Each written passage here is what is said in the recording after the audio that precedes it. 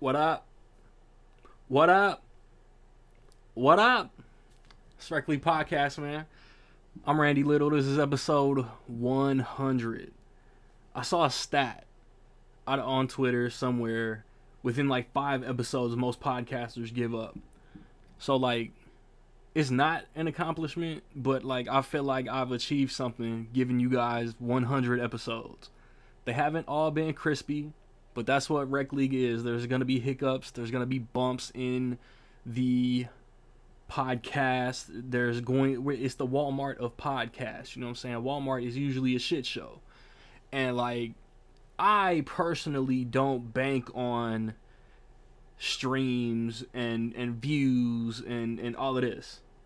I feel like every time I drop an episode, it's because I gathered a bunch of like-minded people and we just talking movies for the love of the game. Yes, like there is, like the first year or two, I was talking music, I was talking sports, and I low-key wish I still was, but it's paneling and it's scheduling, and I converted mainly to movies because that's where my peoples had the most availability. So whether it's my guy E Sig, Nick Goodman, shout out Rocket, like that's the panel as it stands, and we got a good thing going. So for the last few months, maybe 10 episodes or so, like the flow has been dope. And those are the guys I got on this episode. Episode 100. You got your directing goats. Listen, Kubrick, Scorsese, Coppola, Ridley Scott, Spike Lee, Steven Spielberg. The Fabelmans came out this past Wednesday, the Wednesday before Thanksgiving. It expanded wide to 600 theaters. For y'all audio only listening, I'm hitting the air quotes really hard. It didn't come to my theater. I'm highly pissed off about that. But it expanded to 600 theaters in the whole country.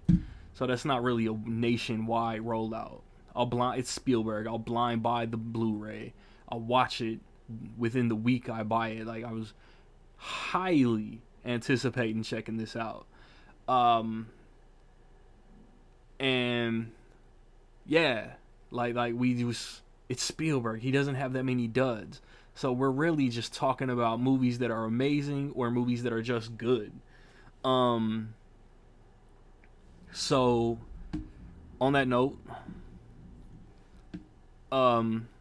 within the last couple episodes,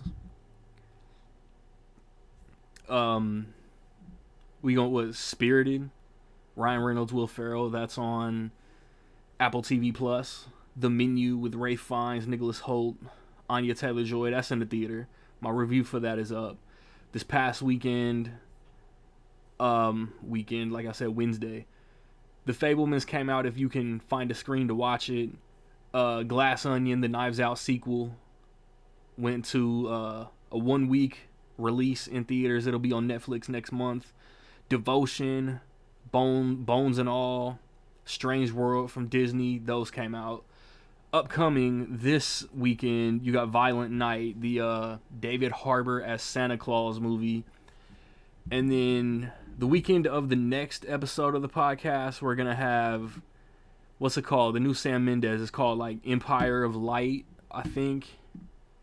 So I don't know how wide that's going to be. New Sam Mendes is kind of a Spielbergian director to me. If he's got new something coming out, I'm watching it. Physical media, the past couple weeks. November 15th, Pearl came out, the X prequel. Doom Patrol got a Blu-ray. Jeepers Creepers Reborn is on Blu-ray. Halo off Paramount Plus got a physical release. Speaking of Paramount Plus, so did Jerry and Marge Go Large. I see some re-releases. This past Tuesday, it looks like that gorgeous Wall-E Criterion came out. Malcolm X Criterion came out. Peacemaker, the John Cena Suicide Squad spinoff TV shows on HBO Max. Bros is on Blu-ray.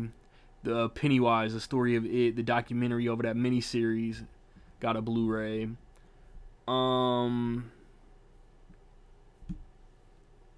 Upcoming this Tuesday, it looks like Don't Worry Darling is coming out.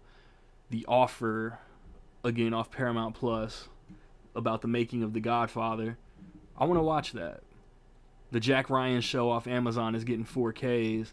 Ghosts from CBS is getting a Blu-ray.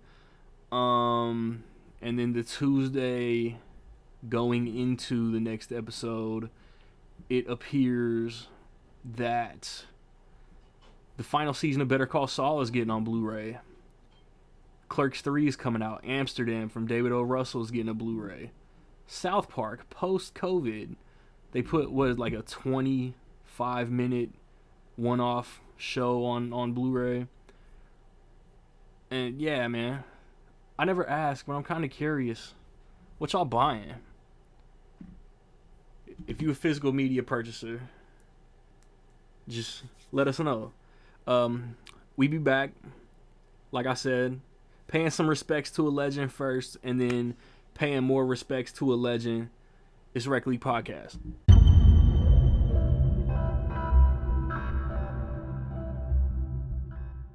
All right, we back, children, and I hate doing this, man. We lost another childhood legend. Jason David Frank passed, and I just want to show that love. Eric, you the one that's got your hands registered as Lethal Weapons, so start us off. Well, it's just sad. I don't know what more can you say. Just goes to show you, you never know what people are really going through, and yeah, you should probably just check up on people more often. I don't. Yeah. Yeah, this one it really hit me hard, given, you know, as a martial artist, you have inspirations. Mine was, funny enough, today is his birthday. The late great Bruce Lee. I had Ninja Turtles, and everybody has their own Power Rangers, and mine was Tommy. Straight like that, Green Ranger and a White Ranger. When I was watching it, but he would go on to be, he played the most variations of Rangers out of everybody. He basically played the role up until he died, because he still has a short project coming out. That's going to be posthumous now, but yeah, it speaks to mental health, and yeah, just look out, talk to people, call people up, ask them how they doing. It just a simple text to check up on people, stuff like that. And yeah, man, because he seemed like the happiest dude in the world. I'm sure y'all seen how he was on the convention circuit and with his fans. He was always inspirational, but yeah, and yeah, that's it. It's really sad. That was a close one to the heart. But Rocket. It goes to show you that people in this industry, whether they're famous or not, always fighting demons. You know, this is a tough industry to be in, and pretty much like Eric was saying, you never know. You know, they go to these conventions, they seem happy-go-lucky, they do it for the fans, but behind closed doors, you never know what's going on. You know, I was never much into Power Rangers. Like, I caught it. Oh, that's an L.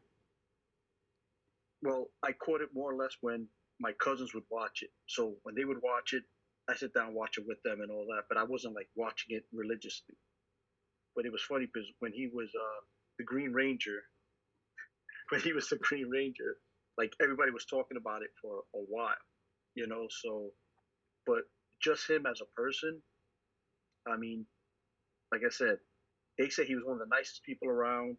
You know, at these conventions, he would go out of his way. He would stay late to sign autographs for the fans, and he did a lot for the fans at these conventions as well. So, but regardless whether, you know, famous or not, it's sad to lose people like that in that industry. You know, where maybe somebody could have helped them, tried to even prevent it.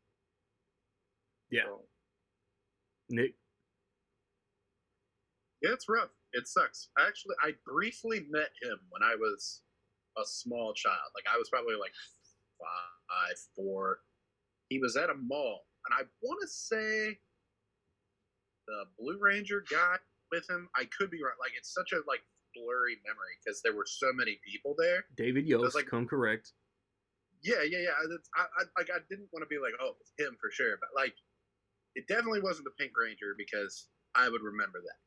But like, my mom took me there, and I remember I saw a kid that I was sort of friends with at school there. There were tons of people. I just remember like he looked exactly like he did on the show. Like he was wearing like a white wife beater and like he had a ponytail. And I was like, holy shit. Like I remember looking up at him like, hi. And I think like in my head he was like, what's up, man? Or something, like he just kind of kept walking. You just interrupted the scene. He was definitely in costume. Maybe they were just filming and I was just there, but it's like this vague memory. But like I know it happened because I remember just being like, oh my god. But like he had that effect. I think why like, you know, by the time he started on the show to like you get to the movie, he is the guy. Like he's leading. Yeah. He is the leader of the Power Rangers, and it's like, well, obviously, this guy is the leader. But it's like those. I had a VHS tape, like that Green Ranger, like when he first came on. What was it, like 5 episodes or something like that? Yeah. Like, yeah. Something I don't want to get it, but like they released them all on VHS, and I had think the second one, so it was like out of place. But I used to watch that one all the time, just out of context, just all the time, like watching it. I was like maybe 8, 9 years ago. I turned on Power Rangers on Netflix. Like I think it might have been new to Netflix. Like they were like, we have the Power Rangers, and I was with my niece, and I was like. Sort of joking, like it was like, check this shit out. You're not gonna believe this. Like in my head, I was like, it's probably corny. It's probably aged horribly. And like I turned on, I was like, let me turn on some I remember. So I turned on the Green Ranger episodes, and we were both like, oh my god! Like we got so into. I felt like I was like little again because it was so. It was like that scene in Walk Hard when they're talking about the Hulk. It's like we found out he has an evil twin, but he's not green. He's red. And it was like this, like he's an evil Power Ranger. But he's green. There's not much more to it than that, but it was like stupid entertaining. And then the movie was like so entertaining. So that just kind of speaks. He kept doing it. Like he was one of the only ones that kept doing it for decades after. And he loved. I always heard that like he was such a nice guy. Loved talking to fans. Loved talking to people about the Power Rangers. And I'm like, that just speaks to the legacy. Like, you know, he leaves behind a really good, solid legacy. That's just very sad.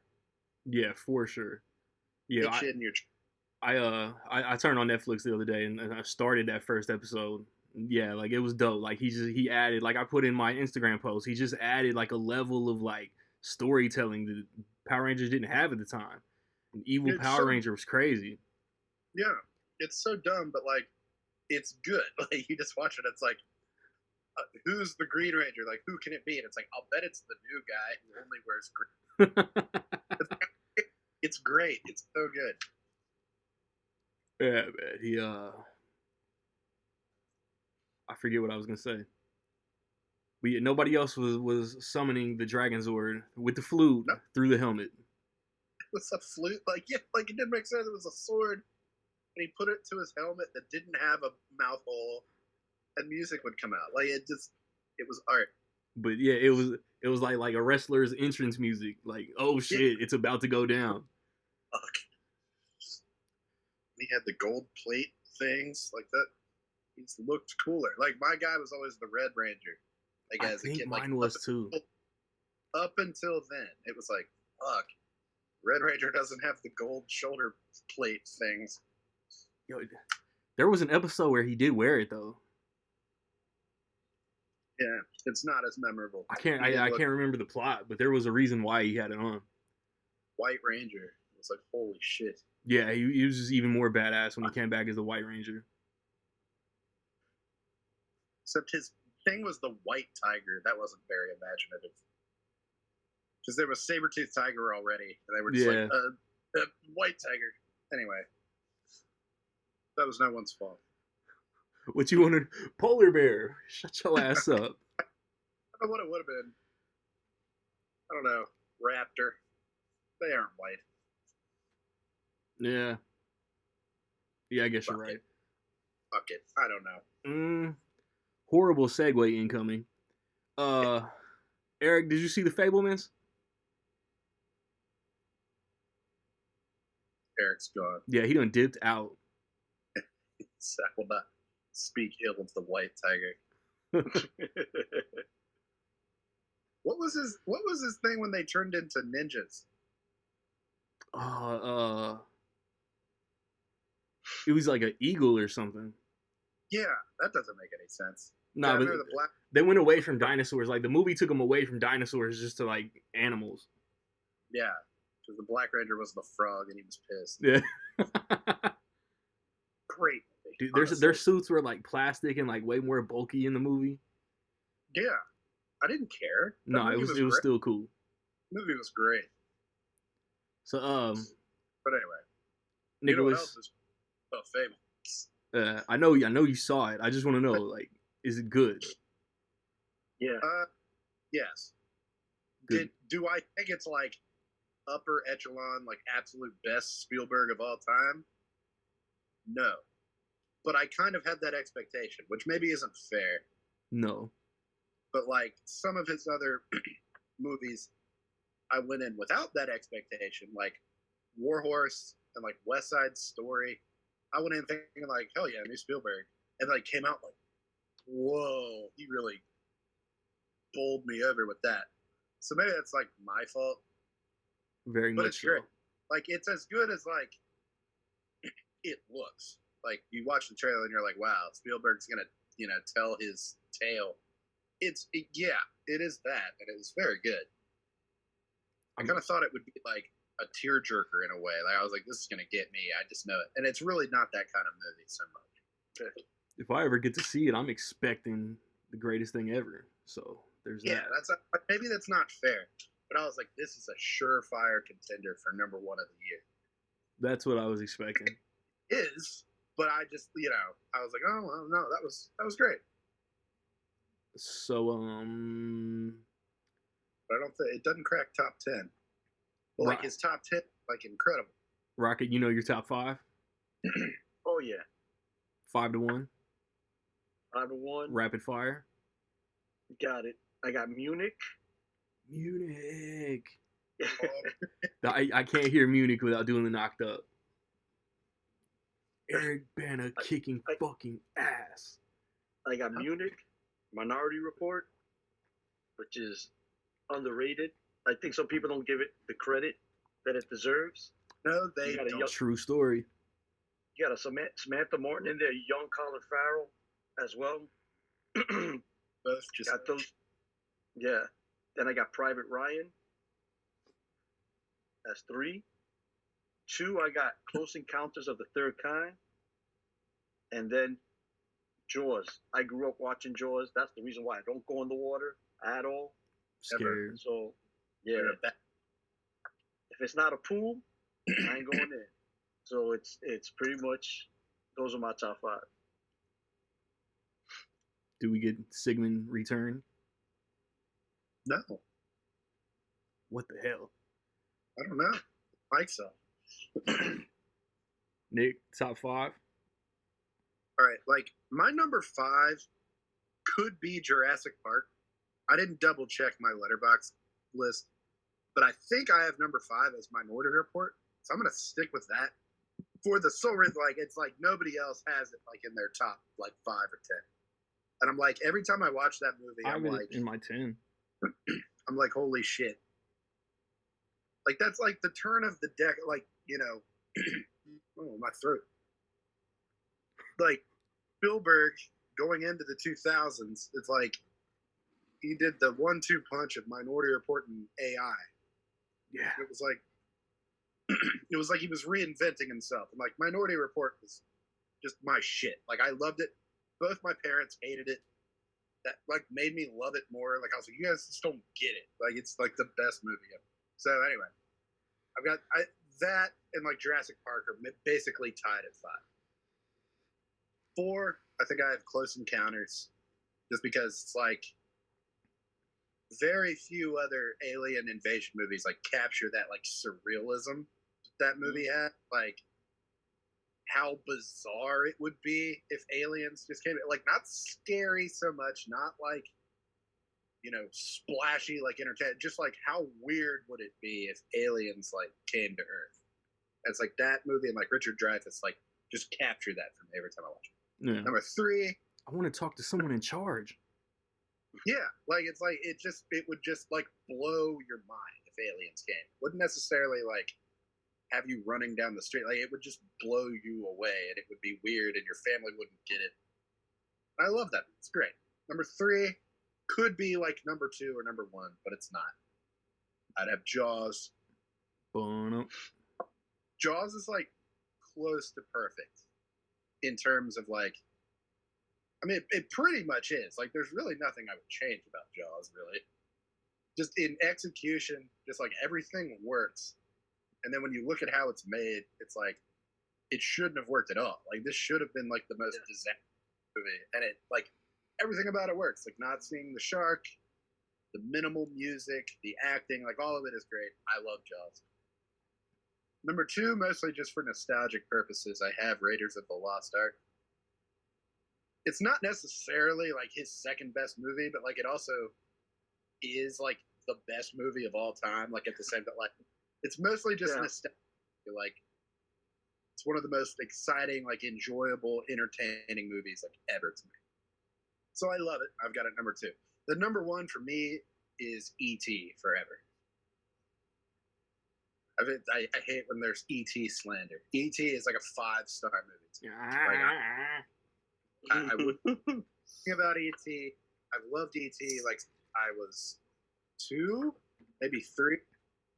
My grandma bought me the VHS tape, and I still have the same VHS tape, and I watched it like nonstop. I wouldn't change anything about it. Like everything about how E.T. unfolds is like perfect to me. I'm like, that's perfect. That's such a unique way to tell that story, and like any other movie that's copied it since, it's like doesn't even come close. Like Mac and Me. Sorry. And I'll be honest with you, Reese's Pieces got to give a big shout out to E.T. because that's what really put them on the map. Yeah, saved them. And they're great. E.T.'s brilliant. In Reese's Pieces, fun fact, you buy Reese's Pieces, there's no chocolate. It's just peanut butter. Now you know that. All right. 5-1, I got Always, Amistad, Lincoln, 1941, and Bridge of Spies. Stop. You don't have 1941. This ain't Amistad. This ain't Amistad. At 5, I got Saving Private Ryan. 4, I got Last Crusade. 3, I got Catch Me If You Can. At 2, I got Raiders. At 1, I got Jurassic Park. Ooh. And that is the definitive 5. Wow. Saving Private Ryan to me is just like, everyone was always like shocked that I don't have it higher in like my ranking. I hate watching that movie. I've seen that movie maybe 3 times in my whole life. I hate watching Saving Private Ryan. It's so like bleak. Yeah. Mm-hmm. It's like bleak as Schindler's List to me, which is like fucked up to say. Well, But it's like every time I watch it, I'm like, by the end at least, I'm just like exhausted. Like I can't believe. I get that Eric is naked and don't want to turn his camera on.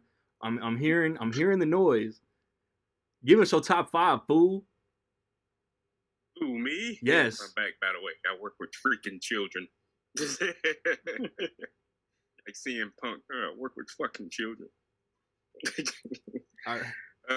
Number 5, Saving Private Ryan. Nick's the only one.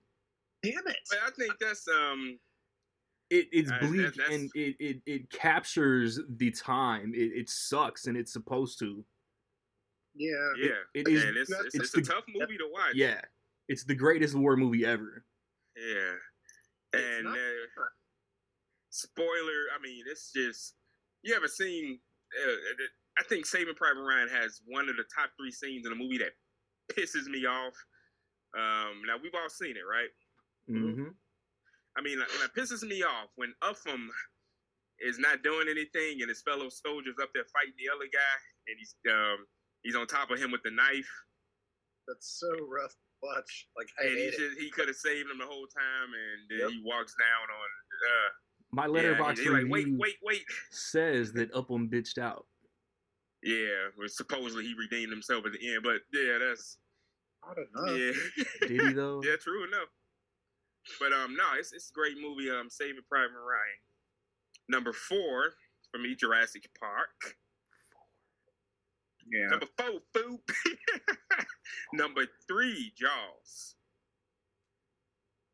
Same. Oh, number 3. Yeah, it could be number 1 or number 2. Yes, number 2 for me is E.T. And number 1 for me is Raiders of the Lost Ark. Yeah. I always skew fun Spielberg. Like Eric pointed out, like back to back, I did Amistad and Saving Private Ryan. It was heavy. Yeah, and I've only ever seen Schindler's List. I saw it twice. I've seen it twice. We went on I've probably only seen it like twice in my life. as a child. We we went on a school trip to see it. Oh, God. That sounds fun. Yeah. A history trip or whatever they want to call it. But yeah, I guess the teacher was a Spielberg fan. That's a tough movie. And I don't know. People don't talk about Liam Neeson's performance in that movie. And I think he had an Oscar nod, Damn right? good. Yeah. Yeah. You know, and his speech, the could have saved more speech. That's probably one of the best, like, monologues or whatever you want to call it. But this list was kind of hard for me. Because what were you saying about Raiders of the Lost Ark? Like, it's not. I don't think it's weird to explain. I don't think it's necessarily. I don't know. It's just like the perfect top to bottom entertaining movie. Yeah. It's like, is it as good as Schindler's List? Like, probably not. But Yeah. It's like 10 times on a loop. Yeah. Yep. But you know, it's crazy. They talk about this. I'm sure one of y'all watched but even before that show, people talk about this. What's the Big Bang Theory? Very good. Yeah, I've never watched it. No. But anyway, Show respect. Raiders of the Lost Ark is very interesting in the way of the entire movie will still happen without Indiana Jones if he doesn't do anything. Think about it. Everything in the movie I don't want to. would happen.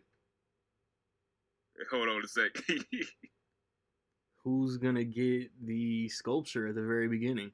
I'm thinking because, like, that guy died. Alfred Molina. Like, he ate shit. Yep. Yeah, he did. He would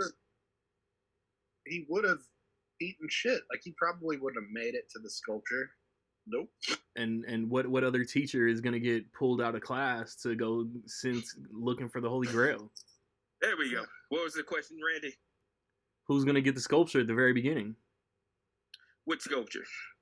that released the boulder? Idol. Well, that doesn't matter to the main plot of the movie. That was just introducing Indiana Jones. No, yeah. We're talking about the Ark. Oh, the Ark of the Covenant. Yeah, that's what the movie's about. I said Yeah, Holy it's in the title. Grail. Stupid. Raiders of the Lost. Shut up. Alright. I had them yeah, mixed I up. mean, what's that? I had them mixed up. Do we think Indiana Jones 5 is gonna mention aliens? Nope. God, I hope not. Do we think it's gonna mention Mutt? But God. I heard the Feedballer Bridge is supposed to be his goddaughter from the movie. Never heard of her. Fleabag? I've heard of her. I'm just saying Indiana's goddaughter. I Ass. was like, from Fleabag? Award-winning artist? No, but yeah, it's kind of like a situation. Like, it's like, Dad? Son? And it's just like, we're never going to remember that he had a daughter in the previous movie. And this one's What's crazy reversed. about this? What's crazy about I feel like this James is, Mangold's gonna retcon Crystal Skull. I think that's what's going to happen too. just But, ignore it. Yeah.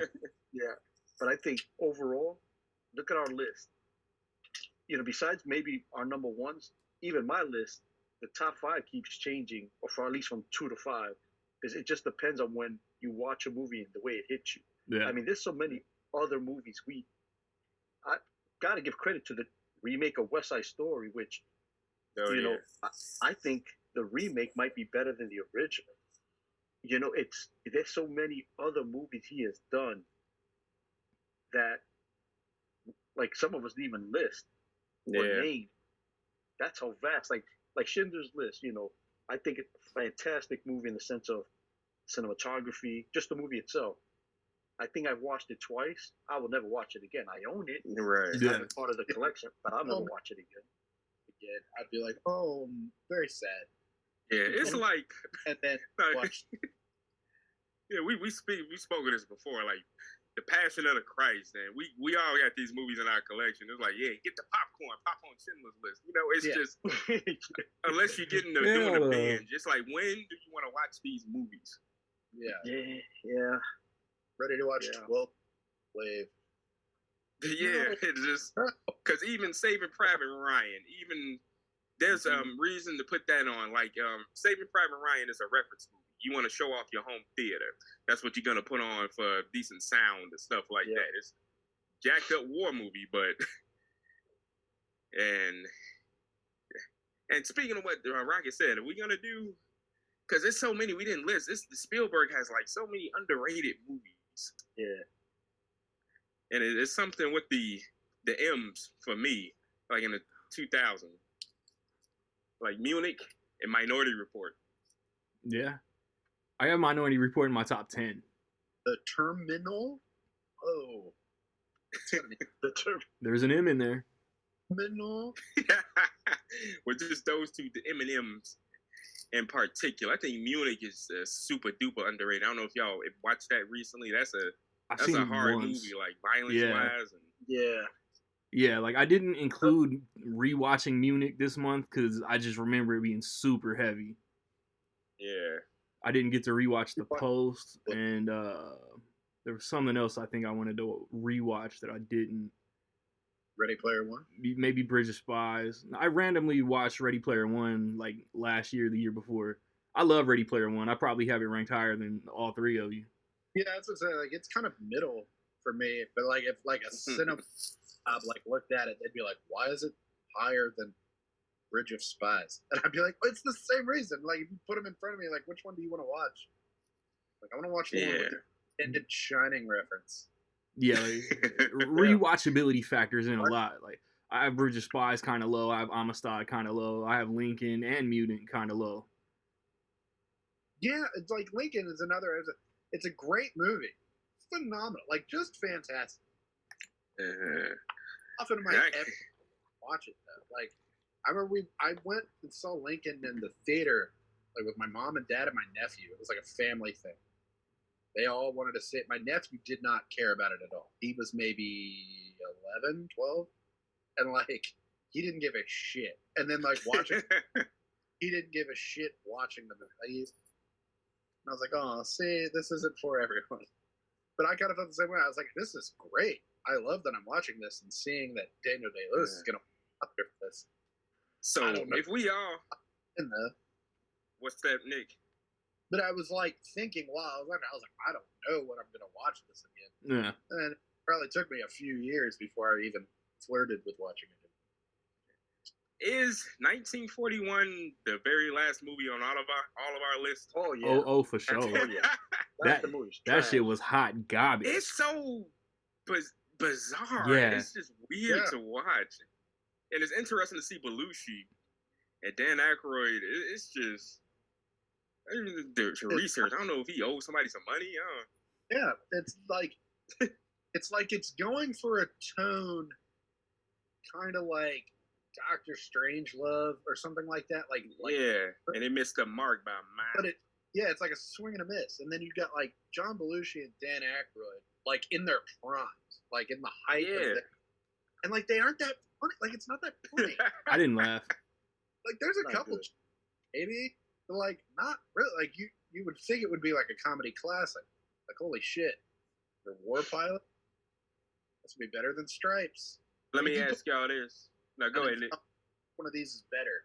You'd probably pick 1941. Like, I know that's hilarious. It's like not. It's a bummer. Have y'all seen Duel? I was just about to ask that. My answer is no. Y'all gotta find it and watch it. It was a made for TV movie. Yeah. But you could throw that on a big screen and it wouldn't even seem like it.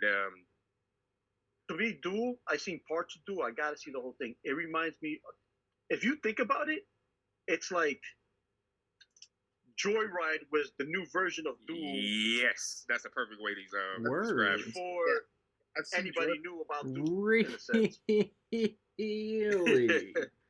Yeah. Yeah. I've seen the last Duel. Jackass. Dude.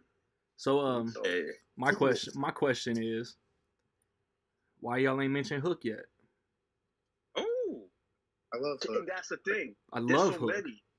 It's another one. It's nostalgia based. I put Hook down and was like, this is going head to head with, and it like the color purple. I'm like, well, obviously the color purple's better. Obviously that's better. Obviously the Post is probably better. It's like, I want to watch Hook though. Like, I love Hook. It's so fun. But it's like critics like Hook. I see Hook. Like, I've seen Spielberg talk about Hook, and I equate it to like Eminem's Relapse album. I really like the Relapse album. Eminem doesn't, looking back at it. Every time I see Spielberg talk about Hook, he says that it's one that he wishes he could like get another crack at or do scenes different. Like, I guess the effects heavy parts he wasn't comfortable with yet.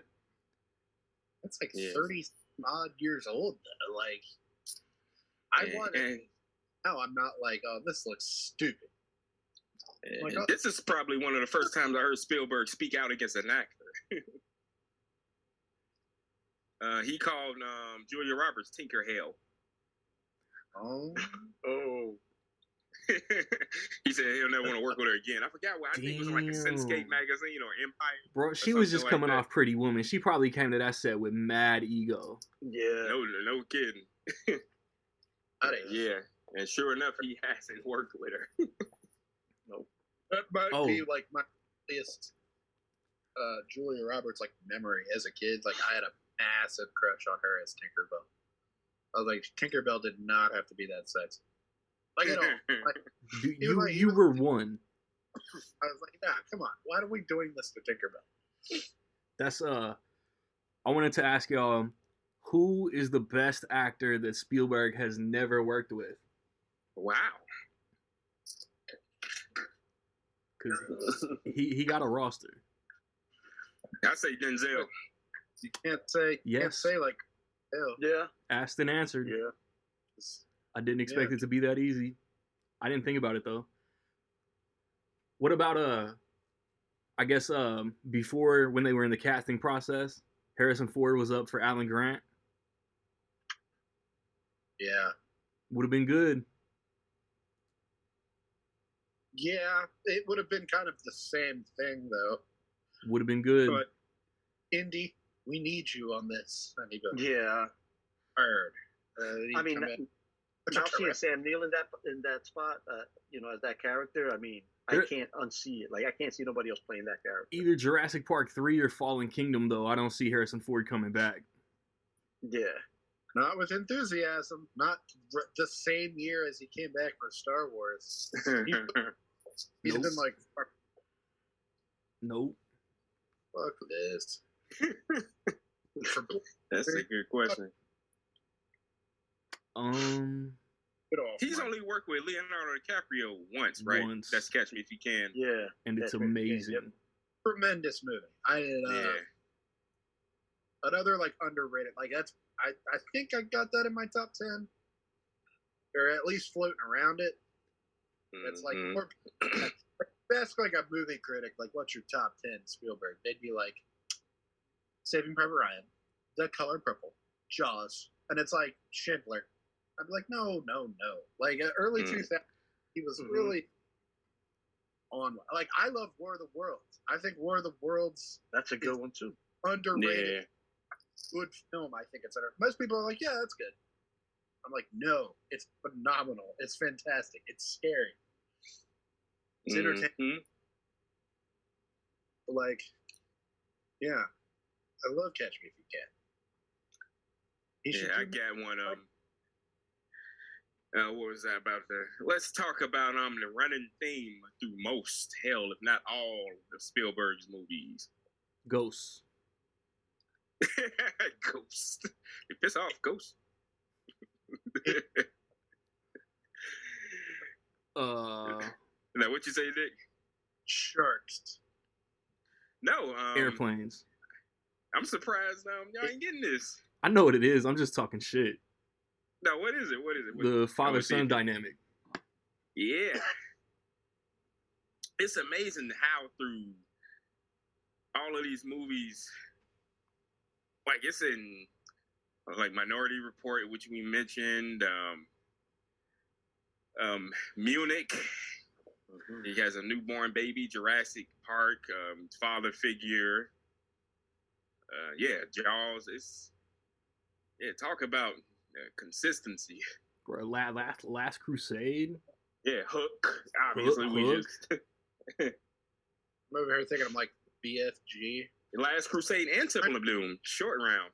Yeah. Short run, yeah. Yeah, he's a father figure. Okie dokie, Dr. Jones. You call him Dr. Jones. And we're canceled.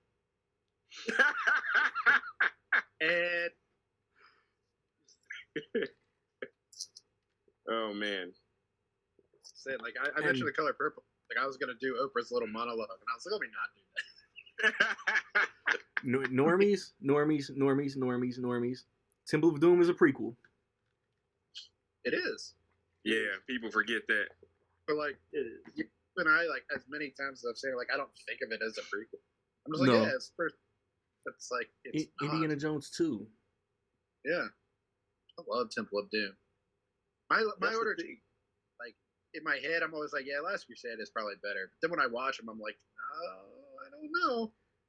But that's the thing, though. Is he has so many underrated movies that we're thinking about now that could rival even some of the best of his movies, and they're underrated ones. Yeah. That's why I have Munich is in my top 5. It's number 5, but it's a heavy movie. But the two movies that I enjoy the most I love Jaws. That's my number 1. I grew up with that. But my 2 favorite are Minority Report and Close Encounters of the Third Kind. And I think Close Encounters does not get spoken about. Oh no. Whew.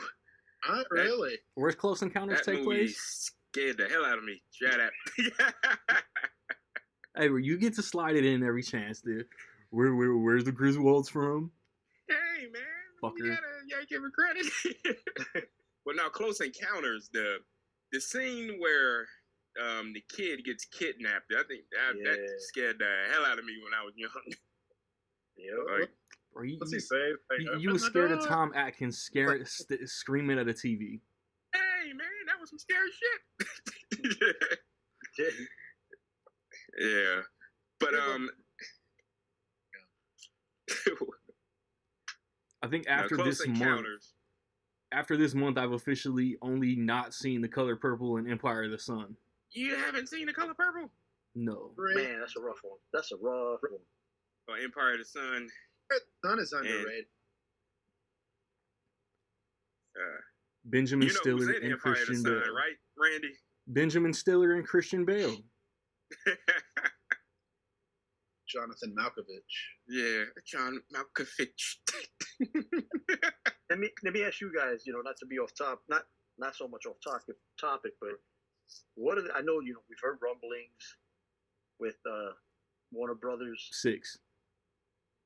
What are the odds of him actually doing Man of Steel 2? Slim to none. That's Spielberg? I'd love to see it. Being a man of He's rumored for Fantastic Four and the Superman sequel. I'd love to see them both. I don't think he's going to do either. Yeah. I mean, at this point in his career, he's just doing whatever the hell he want to do. He hasn't done it like that. It's already been announced he's doing like a Steve McQueen Bullet thing. I don't know if it's he's doing a remake. Bradley Cooper. Awesome. That's gonna kick ass. Like I'm more excited for Spielberg doing Man of Steel too. It's like, yeah, that's cool. Like, oh, he's got the Bullet movie with Bradley Cooper. You know what? That sound like what, Nick?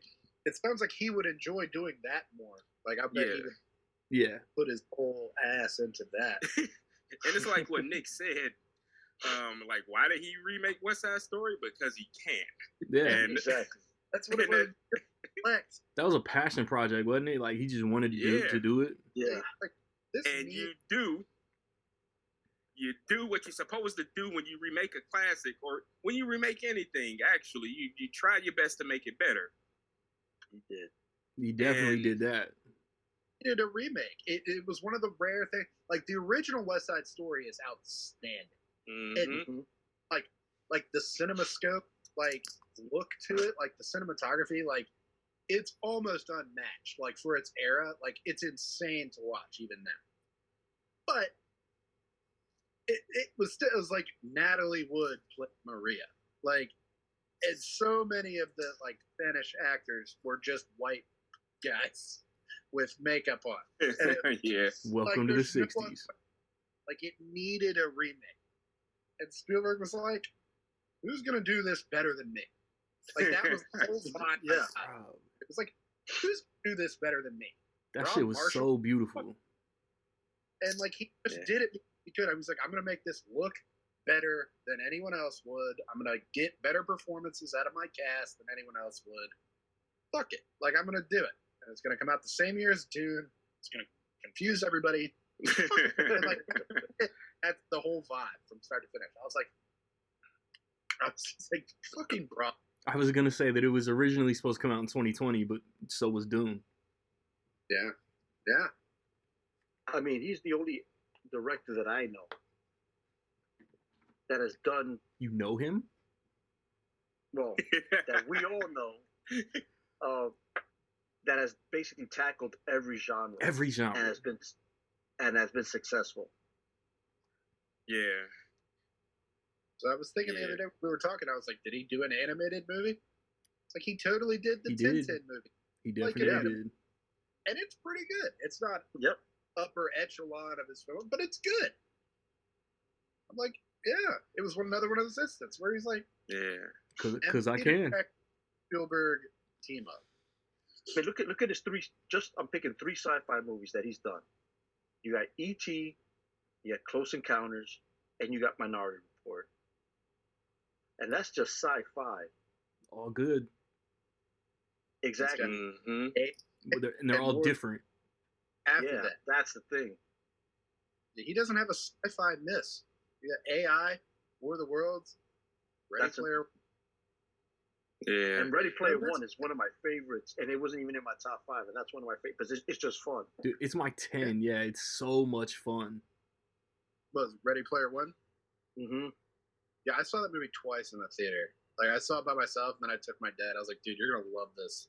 I don't think he did, but like, I got to see it on IMAX. I was like, oh hell yeah! Like, he's riding Akira's bike. Like, why not? Like, fuck it. Like, that shit was so fun. Yeah. I love people say it's better than the book. Yeah, you say you read the book? I've never read the book. I'm not. Has anybody read the book? No. No. What is it? Man, what's a book? The book is interesting in the way that so in the movie he goes into the Stanley Kubrick The Shining, right? Yes. So Spielberg and Stanley Kubrick were friends. Because that's why AI happened.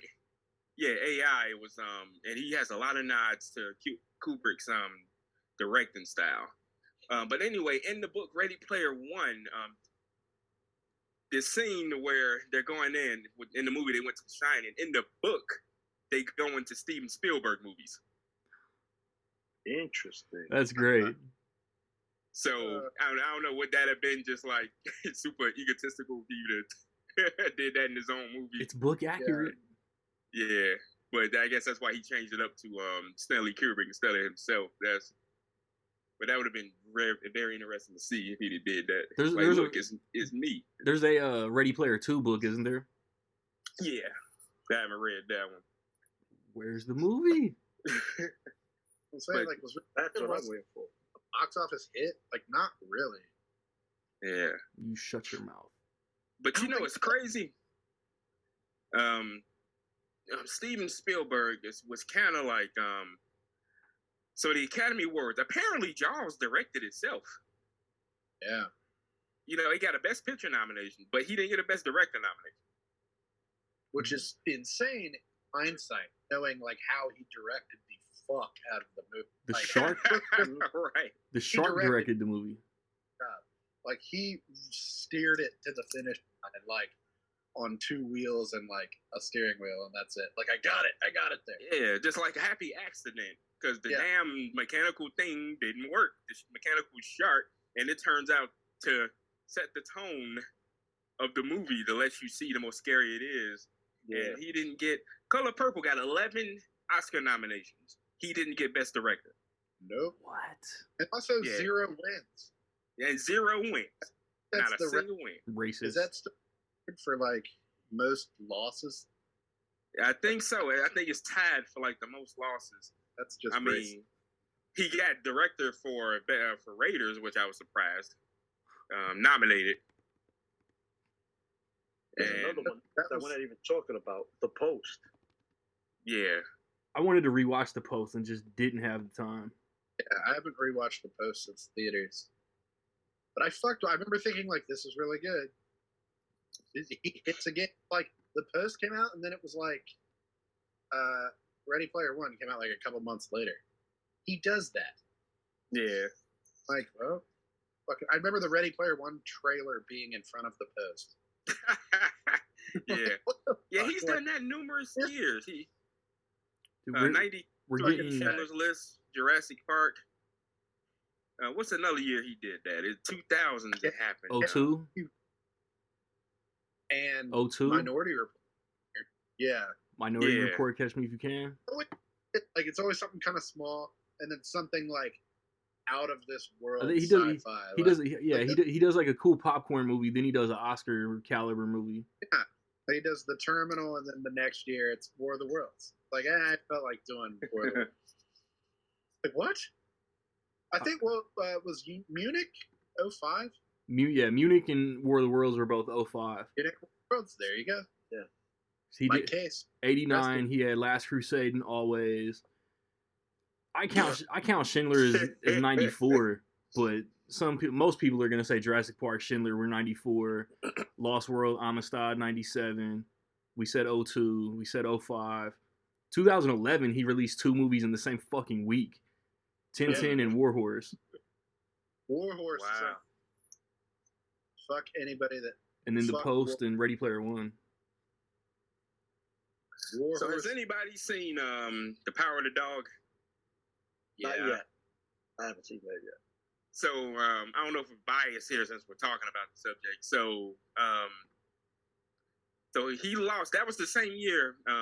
That was nominated in the same year as West Side Story, which was last year, right? Yeah. And yeah, I was asking that because I think he.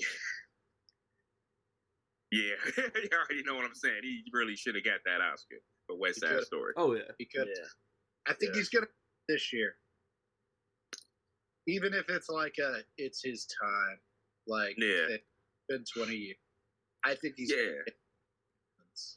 It's crazy, like how his name rings in the industry. How he only has 3 Oscars. He only has two for directing. But and it's Schindler's like List, movies you would think. yes. It sort of is, but it's like when you put on paper, it's like, dude, E.T.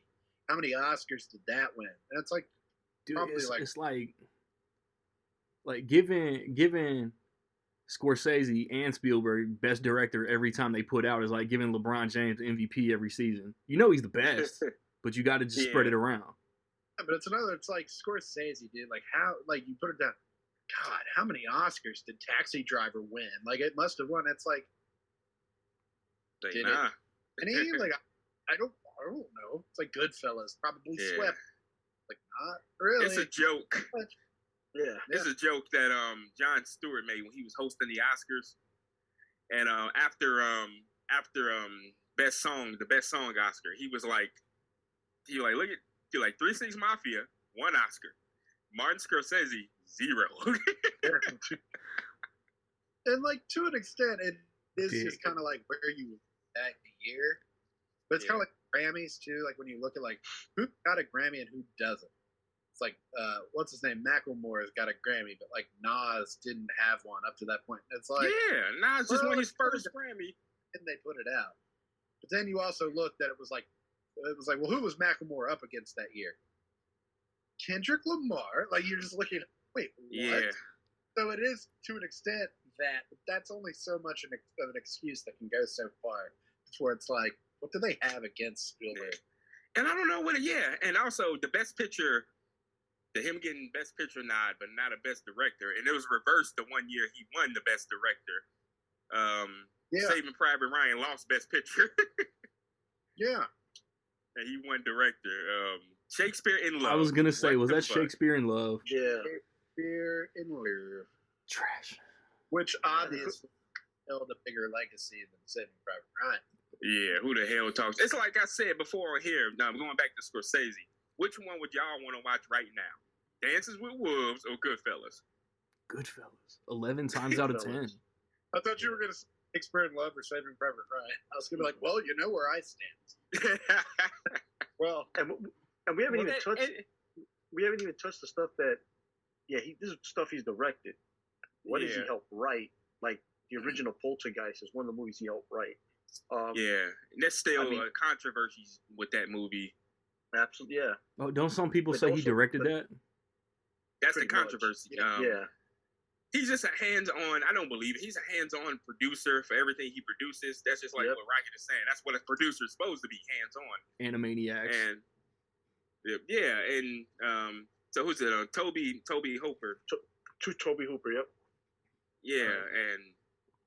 And people like not understanding what the aspects of filmmaking is. They're like, oh yeah, he was helping Toby Hooper set up some shots, and people were like, oh, he really directed it. I'm like, man, and that's why some of these directors or these people get executive producing, and sometimes you hear like they'll make a phone call. I'm making a movie. I make a phone call to Randy. Hey Randy, what do you think of this idea? Okay, cool. Now Randy gets a executive produce credit because I bounced an idea off him. That's how some of these people get these executive producer credits. Like associate producer, it's just a nothing burger credit. Like, hey, you're my buddy. But I think with Spielberg, when he gets an executive producer cred, I'm not saying that doesn't happen, but if it does, I can see that conversation being in length and more of like he's mapping it out. Yeah. Whoever's making that phone call, so he's putting in some work. He's just not. Here's an idea, a 5-minute conversation, and he gets the cred. Yeah. He is one that I think also tries to work side by side with the director. Yeah. Because The Goonies, also although directed by Richard Donner, is the most Spielberg movie Spielberg didn't direct. So it's Spielberg's True Romance. Nick, you get 1 minute before break to gush over Warhorse. Dude, Warhorse is so good. Nobody ever talks about Warhorse. Yeah, they don't. It's like so much better than Seabiscuit. Like it's like splashy and like melodramatic, but like it all works, which is so rare. And like only Spielberg can really do that. Like it's kind of corny. Like everything about it is like a little cheesy and schmaltzy, but like it's so good from like start to finish. And like all the sad parts are really sad. Like they really hit you. And then like the ending is like this uplifting thing. And I remember seeing it like a full theater, and it was like the air sucked out. Like everybody, like it just worked. Like I was like, holy shit, man! Everybody is loving this. And like to me, it was so much better than the other movies that were nominated for Best Picture that year. Like it was so much better than The Help and like The Artist. Like which one? Like who cares about The Artist? It's extremely loud and incredibly close. Like I didn't care about any of this. But like Warhorse was great. It's in my top 10, Spielberg. It is. Mm-hmm. One of my only like 4.5ers. And I think Spielberg is like all 4.5ers or 5s. And break. Rocket? Yep, I'm good. I will give you a minute and a half to gush over the Sugarland Express. No. It's not bad. It's a good That's movie. some Goldie Hawn. Hey, Yeah, didn't she win the Oscar for that? did she? Was that the movie? No, that's not the movie. I'm thinking of something else. No. Oh, what were we talking about before break? It was just good. Nick was talking about War Horse. Nick was Yeah. talking about War Horse. A horse. War Horse. And he gets caught in the barbed wire, and like the two That was Army- emotional. they come together, and it's like white flag, and it's like, we gotta cut him. And then they shake hands. Like, dude, he ended the war. She The won. horse. Goldie Hawn won Best Supporting Actress for Cactus Flower Yeah, Cactus Flower. That's it. and not Bird on a Wire. Not Overboard, which is the best movie of all time. That was a good one. But I digress. Yeah. I like the Sugarland Express, as I recall. I've maybe only seen it like once or twice. Yeah. It's not like a Spielberg movie that it's anybody's favorite, but like it's good. It's like following Duel with that. You can be like, well, there's promise here. Yeah. This is a good. You could have fuck him over at every turn. Most normies probably think his first movie was Jaws. That was his first. Part of the Sugarland Express was filmed here in Del Rio. Fun fact. Who cares? Oh. Oh, That is kind of Nixon. like if you go older eras of movies, it is kind of like what made them think this dude could helm like a gigantic blockbuster like Jaws. Kind of like Star Wars.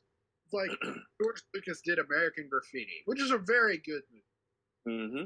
But then he comes to you with this idea for this giant thing, and they're just like, fuck it. Dude, like, what else are we doing? Let's watch. Or it's like Heaven's Gate. Like, I always think of Heaven's Gate. Like, when people talk, they're just like, let's give him all the power and just watch him make this gigantic movie. But It's like kind of this, like Spielberg did Press a Duel. And they were like, hell, Spielberg is so good that when George dropped, like you said, a lot of people thought, oh, that's his first movie. He was so good that Jaws was his third movie he dropped. His first one was Duel, second was Sugarland Express. I want to So say he only that has he was already doing Sugarland at Universal. I want to say like that Universal liked it, and then he just pitched Jaws, had the book or whatever. yeah. It's like, But the funny thing is because of Jaws and the success he's had, people now, I mean, it's a short list to go back to those two movies, where some directors have, takes them a while, they get one big hit, and then when you go back, you see the filmography, they had like 2 or 3, 4 movies prior to that. Come on, Right. bro. I mean, It's like from the get-go, he was good. it's like Memento, Insomnia. Hey, let's give him Batman. let's give him Batman. Yeah. Let's Shit see what happens. I think, like, Stars align. Like James Cameron, like the Terminator was great, but in a lot of ways, it's just like I can't believe that movie was as good as it was. Like that's better than it should. Yeah. have. So it's like we give him the Alien sequel, which is another one. It's like Alien 2, why not? And it's like way better. So it's like, oh, he's gonna do a Terminator 2. That makes sense. He did Terminator. It's like, wow. Right.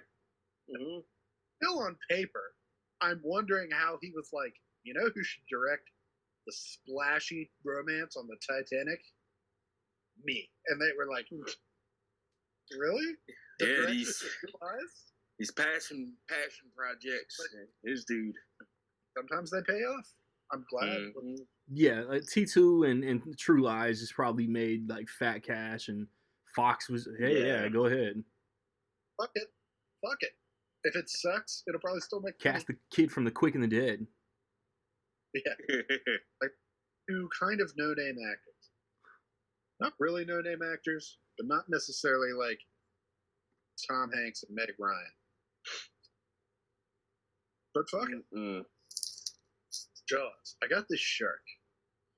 He's not going to work at all, but I think he'd be the perfect shark. It's I funny. want Christian Bale today to reteam with Spielberg. That's what I said. You were talking about like who's a great actor. I was like, who's like the best ones doing it right now? Christian Bale. Speaking of actors that he's never worked with again. It's true. Christian Bale's really good at Empire of the Sun. Being so little, like he's little. He's not even just like, oh, he was young. He was like right. a little, He's a child. Like he's a little. He's a wee one. He was a wee. But you know it's crazy. Jurassic Park. I don't know. As classic as that movie is now, I want to go back and look at that list of nominees, and this is going to Spielberg's boy, John Williams. How in the hell does like he gets nominated for when he sneezes? Reads, but Jurassic Park, that classic. Who doesn't know? People who have not seen that movie, I don't know why you wouldn't have seen Jurassic Park. They know that name, that Jurassic Park name, and it doesn't get a. That's insane to me. It was like, but all three of the Star Wars sequels get nominated. But anyway, that's no. The Star Wars. All the Star Wars scores are great. It's true. Did any of the prequels get nominated for the scores? Because yeah, that's what I said. Like the Duel of the Fates. That's a fantastic. Yeah. How many, the Star Wars theme, the Imperial March, and Duel of the Fates, probably the most famous Star Wars themes across whichever movies, prequels, sequels, and the originals. And yeah. But yeah, but the prequel scores, not to get off topic, but yeah, like Duel of the Fates, then like Attack of the Clones, like all the romantic scenes. Like we said what we want about the scenes, but it was like every time like they did like a scene on Naboo where there was romance, it was like a soap opera score. It was like those are so good. Like they really should have all won Oscars in my opinion. But anyway. Yeah. But no, this is I mentioned the Goonies with Spielberg. So he was the uncredited second unit director and editor. I buy that. So one of the rare times that he edited a movie.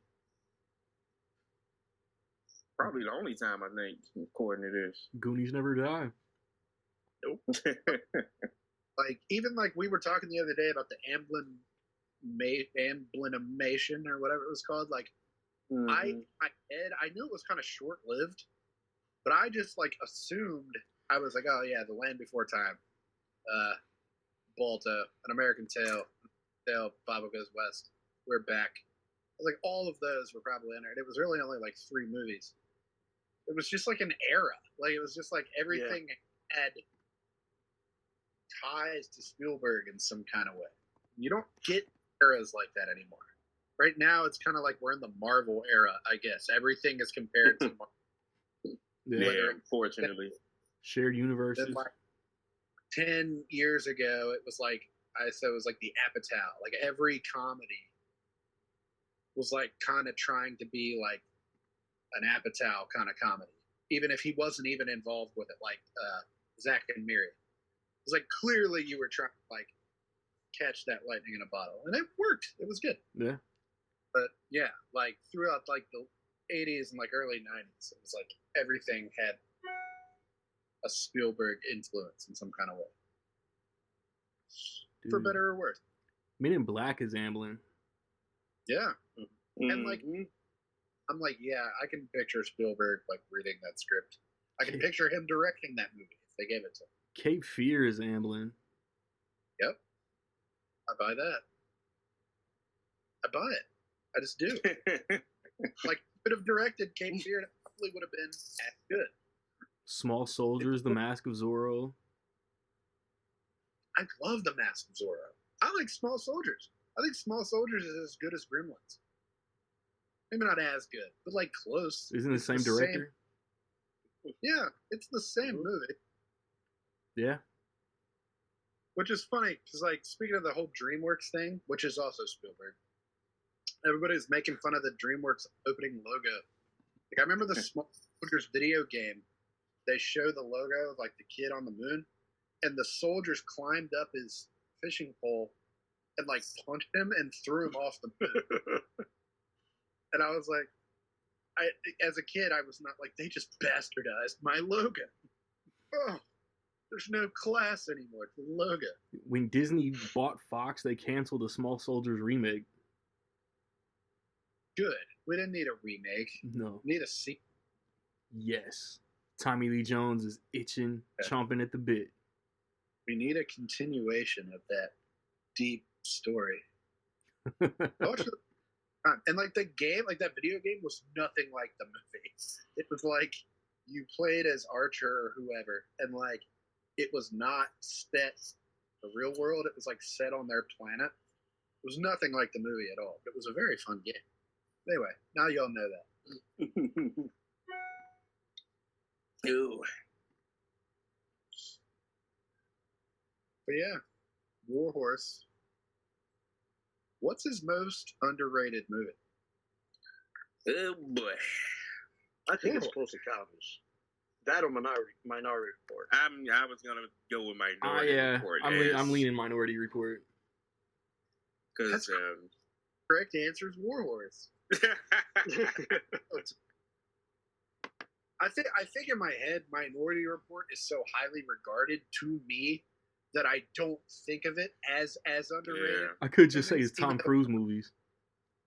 Yeah, in terms of like Tom Cruise, I'm like Minority Report all the way. His performance is great. It's not even that it's just wow, that was so entertaining. Yeah. Like Tom Cruise is great in Minority Report, and like the really like deep, like kind of like it's like a whodunit. Yeah. Like pulpy like noir story, but it's like Blade Runner again, which it's Philip K. Dick. I was about to say, yeah. But it's like Blade Runner again, but it's also very different than like I wouldn't directly compare them. Yeah. Like now watch that movie Minority Report and realize Colin Farrell is 25 years old. Yeah, that's it. He's way younger than me. That's just crazy. I don't know why. I'm gonna put this question out there to y'all. Two. Why do all three of you hate Steven Spielberg's only non-Indiana Jones sequel? The Lost World? Yes. Because it's not great. It's not a I don't have a problem with it's it. It still ain't Jurassic fun. Park. Yeah. I mean, the trailer sequence when it's going off the cliff, I think it's one of the better action scenes.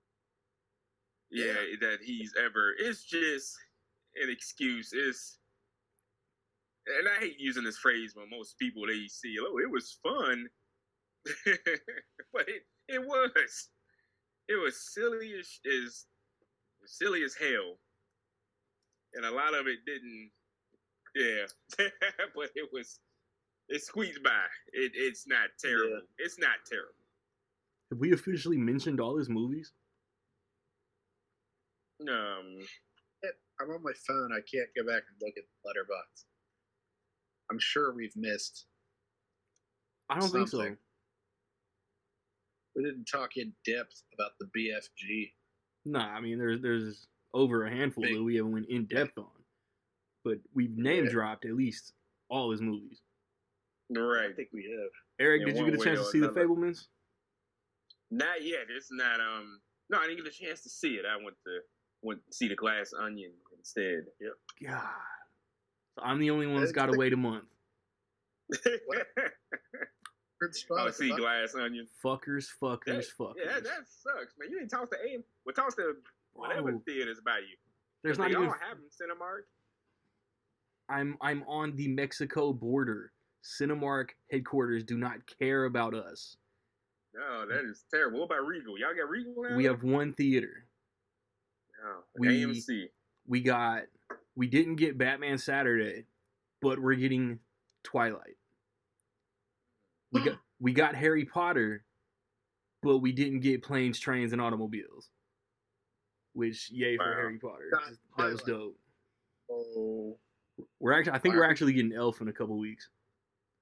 So I'll slide into that one.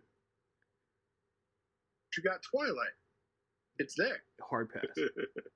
Just go. Hard pass. What? Twilight 14th anniversary. Nick, what do you think about Ghost Richard Dreyfuss? About what? Ghost Richard Always, Dreyfuss. buddy. Oh. Not a bad movie. Yeah, I'd probably have it ranked like second to last.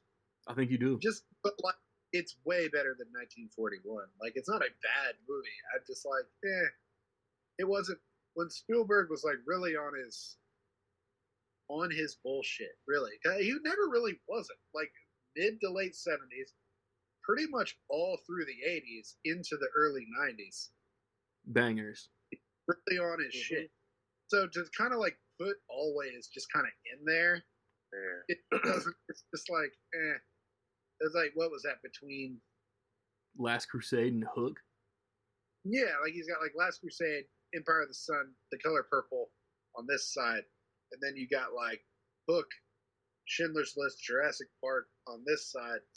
It's like in between. It's just and you like, gotta give him credit for Always, which is Audrey Hepburn's last movie. She came out of retirement just to work with him. True. Which is crazy. Nothing about her being in the movie. She played a force. She played a force ghost. Yeah, basically. I remember, like, he Always is like Holly Hunter is really good in the movie Always. Oh yeah.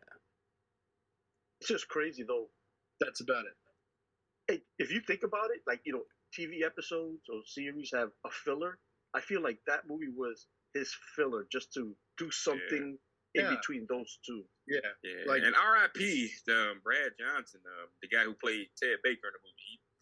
He died earlier this year. And he's young too. Like 60, 62. Damn. But John Goodman has John Goodman ever been like bad in anything? No, never. He's just always on point. He never phones it in. Ever. Nope. Like, man, he talk about underrated. Yeah, I forgot he's in that movie. I want y'all to know, when I was a kid, the guys in the suits in E.T. scared me. Yeah, That's what makes it so good. Like, it's supposed to be with the score.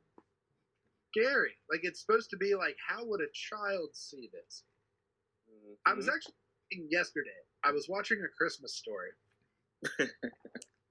I had this about, like, I didn't see A Christmas Story as a kid, so I don't have a lot of nostalgic value attached to it. I saw it for the first time when I was maybe in high school, but I really enjoyed it. And watching it last night, like, I just had these thoughts. I was like, so many things happen in this movie that really aren't for kids. And I feel like this is a movie, it's like a movie about kids through the eyes of an adult, like remembering, his childhood. So welcome to the 80s. They include the scene of like the parents being like, all right, let's go get the presents. I'm like, a kid watching that is being like, what do you mean? Santa brings the present.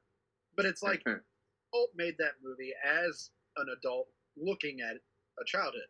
To me, E.T. is like the opposite.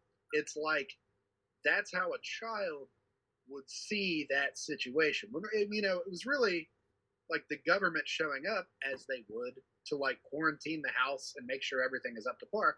But a child would see that as like, holy fuck, there's guys in suits and this is the most, like, the alien isn't scary at all. The government guys walking into your house wearing the spacesuits is the most terrifying thing in the world. That's why I think that movie is like perfect. Like, that's just a flawless, really flawless movie. Like, there's nothing I would change about E.T. Anyway, that's my. It's scary when it needs to be. It's heartfelt when it needs to be. There's like the scene where they get drunk is such an odd choice, but I love it. Like, I'm like, yeah, they're connected. So when E.T. Elliot is dying because there's some kind of connection. Yeah, and it's something awesome. I mean, subtle stuff you don't notice that just talks to how great of a filmmaker Steven Spielberg is. So for most of the movie, probably every shot, the camera's height is always between at a low eye level. The movie's POV is from that of a child or ET. Yeah. If you ever noticed that. So the movie is but this almost was another Spielberg movie that but had Harrison Ford in it. You ever seen that deleted scene? No. Harrison Ford was the principal. Oh yeah. And Elliot got called to the office, and E.T. was doing his magic thing.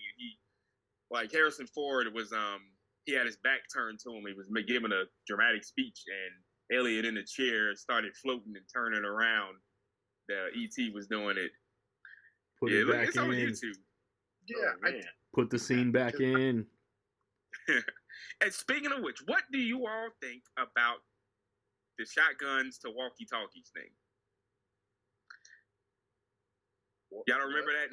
In the 20th anniversary of E.T., they changed the shotguns to walkie-talkies. Yeah. Like George Lucas did. Spielberg did it. George Lucas. I remember DVD. Like when they Han shot first.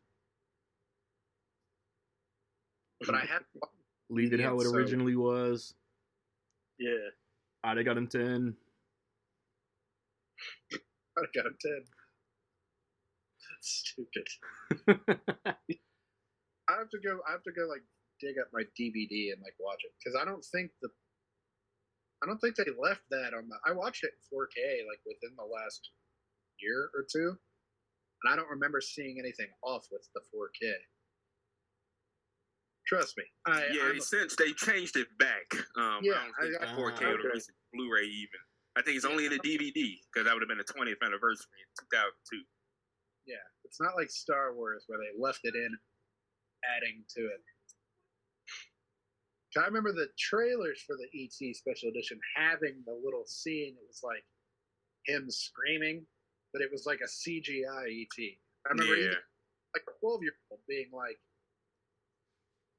looking up at that like the Ryan Gosling, like we don't need. Come on, we don't need this. At no point am I like this. ET doesn't look real. We're talking like a 40-year-old movie, but I'm like it. He needs to be animatronic. He needs to look like a real living thing. Did y'all know that E.T. and Star Wars were in the same universe? Yep. Oh yeah, it's true. According to with the Attack of the Clones. Eric really went into the back of the cupboard to find his trivia, and I'm just giving y'all like common everyday shit. I love it. Do you know Christina Ricci is on the Wednesday show? Stop. Oh, guy. But did you know? Yes. She played and supposedly one of the most famous quotes from E.T. is misquoted. E.T. phone home. Yes, that's a misquote, technically. You're a misquote, technically. So is E.T. So what is the quote? Is E.T. home phone? Yeah. No. Then they start saying it. Yeah. Is E.T. home phone? I gotta rewatch this now. And E.T. He does say phone. He does say phone home. He doesn't say E.T. phone home. He says E.T. home phone, and then later he just says phone home. Yeah. Elliot starts running with it. E.T. phone home. Yes, that's why we remember it that way. We remember E.T. saying E.T. phone home was actually, and after he repeats phone home, Elliot, like Nick says, E.T. is perfect, man. E.T. is my number 6. Like Spielberg to me has 6 masterpieces. Yes, it's so good, and it's like funny. Like so many movies about kids. It's like even like the Goonies. I love the Goonies. There's not much about the Goonies, but like writing the kids in the Goonies, it's like let's make it a little more over the top. Like these kids are funnier than like normal kids would be. Yeah. E.T. like the kid, little assholes. Like was C. Thomas Howell is like one of the kids. They're just like I used to say it all the time, and I would get in trouble. Like when he's like, "Get it, your anus, get it." He says, doesn't get it, dude. He's like, "Get it, your anus." Like that's what kids do. Like they're just annoying.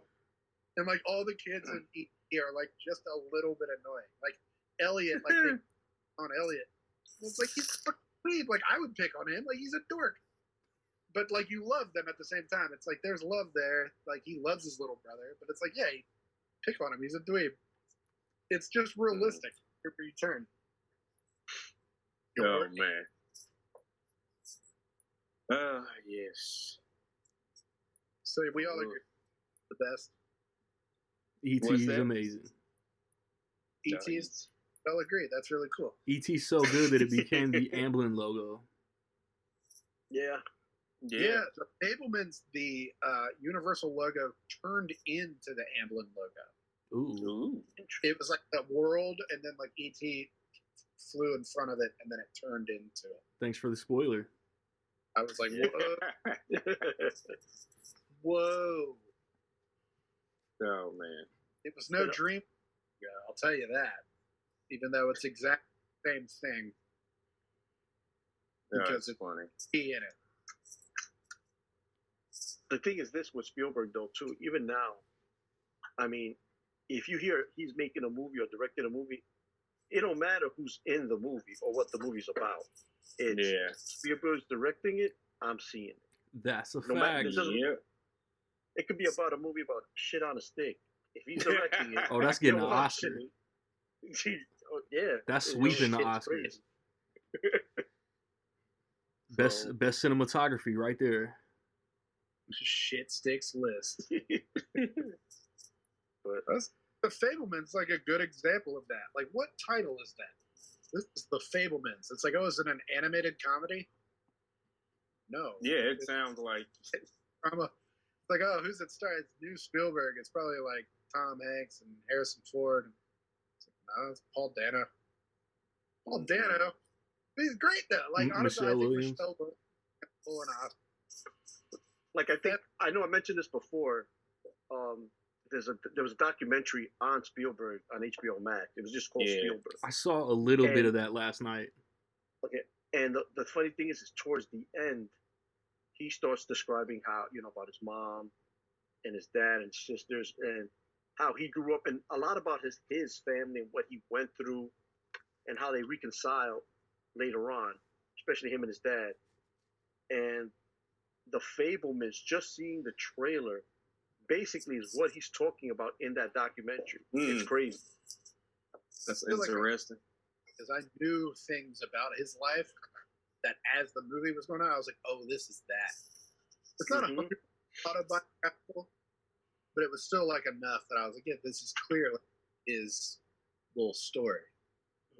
Like there's a spot in the trailer where you see him like he's like in a mountaintop or in the like area, but in that documentary there's a scene where you see like live footage of him as a kid doing something in an area very similar to that, where he's doing like an explosion, and it's interesting. I mean, like I said, I definitely would highly recommend you guys checking that out.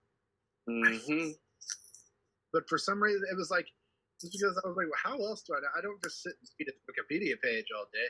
But as I was watching the movie, I was like, I know this. I remember hearing this. I feel like I did watch that, or at least something akin to that. But whatever. Don't tell me what to do. I'll watch whatever I want to watch. Anything else we want to bring up or cover? I will say this. One last note. When it comes to Spielberg, remember, nothing against directors nowadays, where there's CGI, you got all these visual effects companies. A lot of stuff, you had to be very creative, how to do special effects before special effects. Everything was just, you had to create that yourself, those effects, like an explosion. I know he had something where he had a piece of wood, sand on top, covered with sand, and he would have whoever's acting the part step on it. When he was a kid, when he was doing these little movies as a kid, they would step on it, and that would show an explosion as sand would just pop up or smoke would pop up. I think that back then, that's why I created, Lucas, Brian De Palma, Scorsese. Remember, Spielberg wasn't part of that crew. Francis Ford Coppola started Zoetrope, the production company, his production company, and that was that crew. Spielberg wasn't in that crew until later on. Yeah. And I think him doing these things, all these directors that I just mentioned, learning how to do effects that way is why those names will always be mentioned in Right. Hollywood. Where Yeah. now, if any of us wanted to become a director, yeah, we could be really good, but we also have a major advantage. That's why if you mix in now practical effects with CGI, you notice the movie is more interesting. It comes out better where, oh, that was CGI, or you didn't go to that Right. location because they just green screen everything nowadays. I mean, it saves on the budget, but at the end of the day, sometimes you have to go to those locations because those little nuances are there that you can't CGI or use visual effects because it's Yeah. that's something that you can't think about. So I think Spielberg and doing that at that era and time is why he is the best. And I want to I dig it. add something to that, Rocket. Spielberg, and I want to throw James Cameron that we were talking about. They have a lot of effects heavy movies, but it's something they do that a lot of directors these days, even the good directors, do when it comes to CG. A lot of filmmakers use effects as a crutch instead of a tool. Yeah. Exactly. And look at Mad Max Fury Road. I want to throw who's my boy, George Miller. George Miller. Everybody was raving, oh, but look at all these practical effects, all this Mad Max Fury Road. The thing is, Mad Max has a lot of visual effects, Fury Road. But George Miller is such a great director, he marries practical and visual effects. Yep. It looks, you can't tell. Yeah. That's what good filmmakers are supposed to do when it comes to effects. Exactly. That's what Spielberg and Cameron does. And a lot of that with the Marvel movies, it's lost on that. You got 5 visual effects companies working on one scene, and that's why the effects are so inconsistent. The suitcase Iron Man suit, Iron Man 2, looks better than his suit in Infinity War a lot of times because they don't have a lot of time. From shot to shot, it looks kind of wonky. And as great as Infinity War is, but that's what it is. It's the we'll finish it, we'll fix it in post mentality. Yeah. I think some Marvel movies do it and some don't. That's why you say like it's inconsistent. But it's like Spielberg, like George Lucas, it's like they use visual effects to establish like scope. Yeah. Watch Jurassic Park. It's not just that the dinosaurs look great. It makes you feel tiny. Like it's like, oh wow. Yeah. War of the Worlds to me, some people don't feel like, but when I saw it in the theater, I was like 15. I got that same thing. It was like, whoa, like a sense of size. Just scope. Like, wow, West Side Story recaptured that. With all its cinematography and everything. It's like you don't know what's digital effects and what's practical. You don't know who's dancing and who's been added in. Like it's just like, wow, you don't get that from everyone. It's like I'll take that argument with the Marvel thing because like some movies do it. Like Infinity War kind of establishes in certain scenes like, oh, scope in game, like that final thing. Wow, this is huge. But then some movies just don't, like Black Widow. I'm not going to name a bunch of movies, but it's like they really establish that. But I don't think we need. Also, I'm like anti-comparing everything to Marvel. Like I'm like, let's just let's relax. Like I'm not going into the Fablemans wondering why it's playing in like a couple screens and why Black Panther on IMAX. Like it's just, it is what it is. Like but yeah, I will say that no matter what. Imagine trying to remake Jaws now. Remember, Spielberg was really good at using that music more. He used the music more than he actually saw the shark. Yeah. He built up that intensity and that drama. At the end of the day, if they were to remake that, you're probably going to see in the remake of Jaws the shark more in the remake than in the original. Be the first thing you saw. CGI. Man, the damn shark gonna be jumping out of the water over the boat to the other side. Yeah. Where pretty much you saw the shark. Not even, it was past the halfway point of the movie, and you still didn't see it. Like I said earlier, every time you heard the theme, you knew you needed to get your ass out of the water. Kind of floated up. Like, he didn't really do anything. Like, I was there, like, if they even, like, they rebooted Jaws. Like, let's say they made a legacy sequel today with Richard Dreyfuss back and all this stuff. I'd go see it. I'd be first in line. Something that they would sit and discuss. They'd be like, well, the best thing about Jaws, kind of like we're doing now. They'd be like, the best thing about Jaws is that you don't see the shark. But when you do, it's really scary. So, like, you wouldn't see the shark. But then when you do see the shark, he'd probably jump up on the boat and, like, rip someone in half. It'd be like the new Halloweens. Like, it would be like... So Cody's a shark? Cody's a shark? There it is. Quite, like, it would be... We got in the Corey reference. He'd mutilate everyone on the boat, but you're not going to see him that much. Like, they still wouldn't get what makes Jaws great. Like, you almost did. I mean, I think today, with Halloween being the example, I think they'd have Spielberg involved. Maybe. Like, be involved. Spielberg would probably be like, nah, I don't want to do it. It's still Universal. And it would be like the same thing. It's like, yeah, this is good. But it's like still like in the original Halloween, Michael Myers didn't actually do all that much. Like he wasn't, you know, impaling people like, you know, with or like going out with like the buzzsaw and like carving through people. He was still kind of keeping it simple. And it was very scary that he was doing it in the house.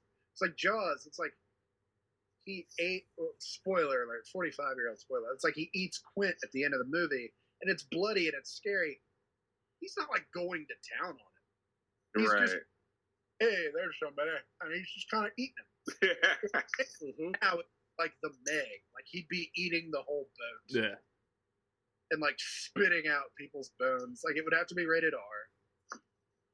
So like I say, don't do it with Jaws. Nah, hell no. But like we don't need it Jaws. I'd go see it though. Yeah. So Spielberg's a GOAT. I don't know if he's. What's up, Nick? I'd say I'd go see it though, because I'm an asshole. Oh, for sure. Yeah, like, one of the best directors of all time. Get in the comments. Let us know what are your favorite Spielberg movies. What didn't we talk about enough? What did we talk about too much? I don't know what we're talking about in 2 weeks, but we'll be back. Strike League.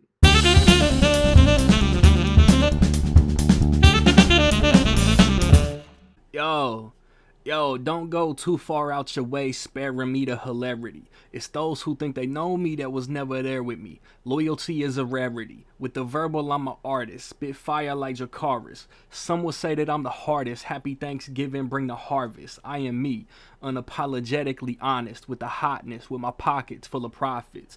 Y'all get on social media just to be fronting like you perfect. And people believe anything based on how you word it. I'm coming for what's mine, and you know that I'ma secure it. I spit fire, my flow cold, bitch. I'm hypothermic. Camaraderie, honesty is what it's gotta be logically. You know which bitch I'm really trying to hit? The lottery. If you dead ask me, nothing's impossible. Behind these bars, I don't give no conjugal. And chill until the next episode.